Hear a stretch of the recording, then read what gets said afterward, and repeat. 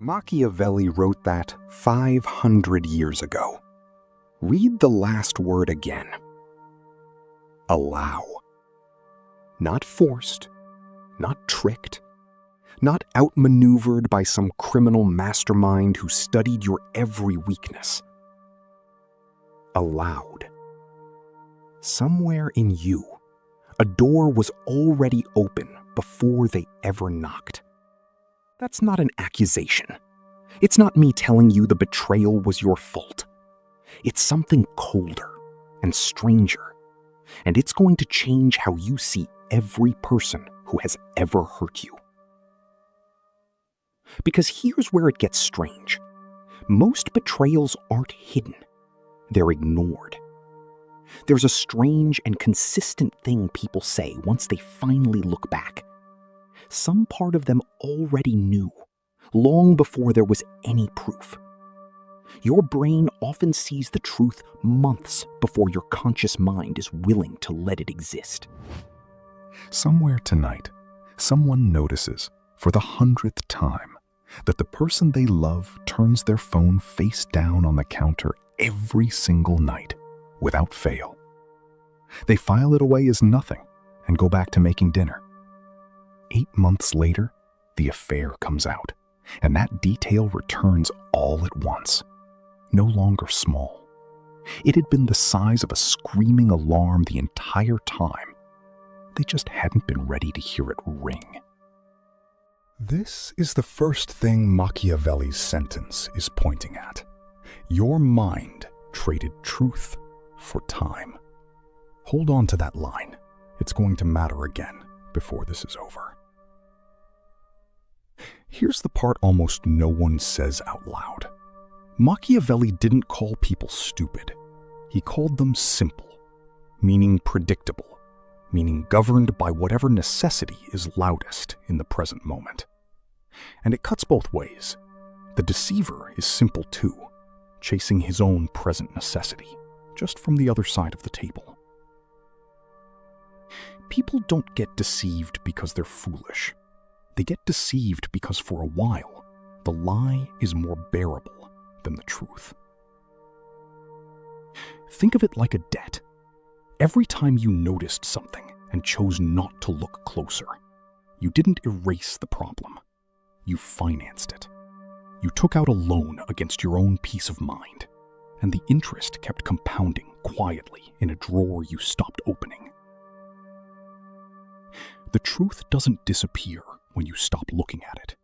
It waits, and it charges interest the entire time. Machiavelli had a word for this: necessity. Your mind runs a few of its own versions of the same trick.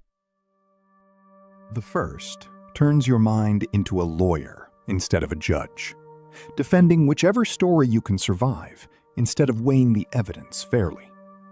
It's the wife who finds a hotel receipt and decides it must be from a forgotten work trip before she's even finished reading the date.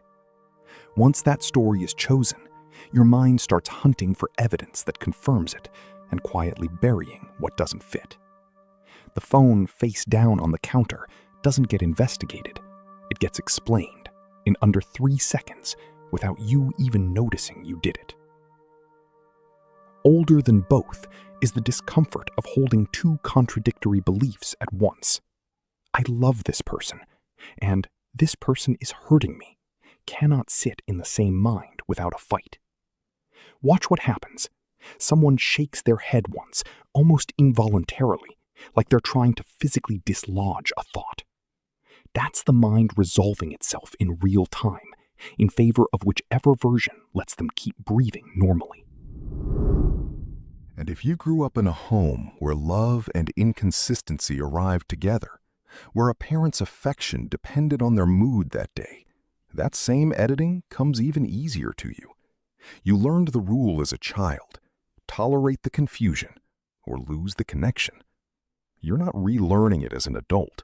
You're just running the same program again.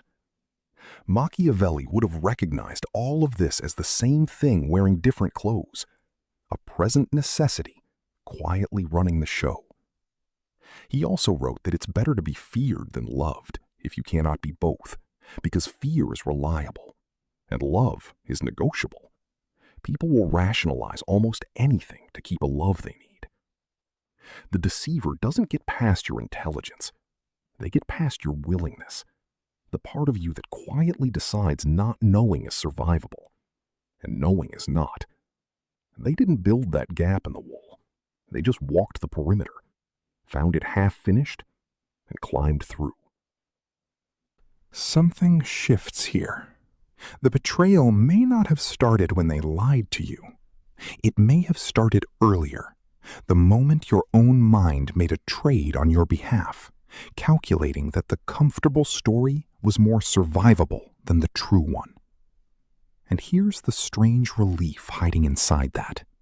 If your mind was protecting you, the missed signs were never proof that you're careless or naive or easy to fool. They were proof that some part of you was trying, badly, to keep you safe a little longer. That's not weakness. That's an immune system for the heart, doing exactly what it evolved to do, sometimes at your own expense. There's a man standing in his own kitchen right now, holding a phone he's just unlocked by accident, staring at a thread of messages that explains everything. He doesn't feel shocked. He feels something closer to recognition, like meeting for the first time a stranger he's somehow known for years. That's not new information arriving. That's old information finally being allowed through the door. It happens with money the same way it happens with love. A friend, a business partner, numbers that don't quite add up for a year, explained away as bookkeeping noise, quarter after quarter, until the embezzlement surfaces, and he realizes he didn't miss the warning. He stepped past it, on schedule, for years. What stays with him afterward isn't the money. It's the best man speech he gave at this person's wedding, while some quiet part of him was already filing away the numbers that didn't add up. None of that is your fault, and it's worth being precise about that. The decision to lie belongs entirely to the person who made it. Nothing you missed transfers that responsibility onto you. Understanding the mechanism isn't the same as accepting blame for it.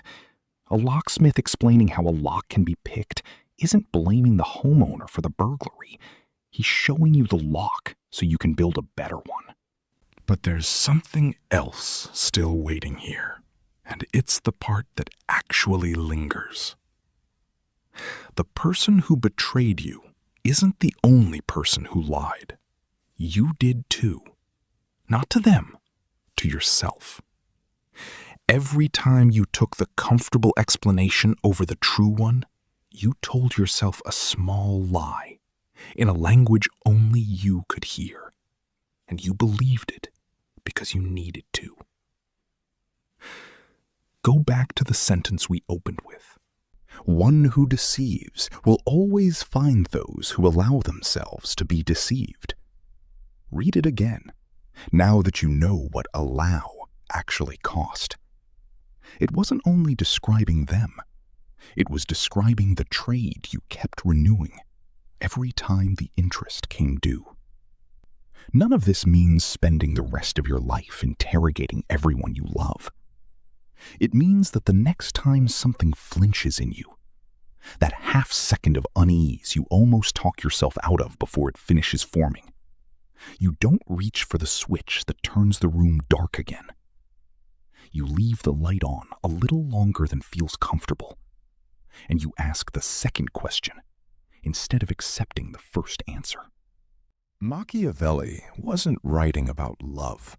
He was writing about power and the kingdoms that fall because of who was allowed too close.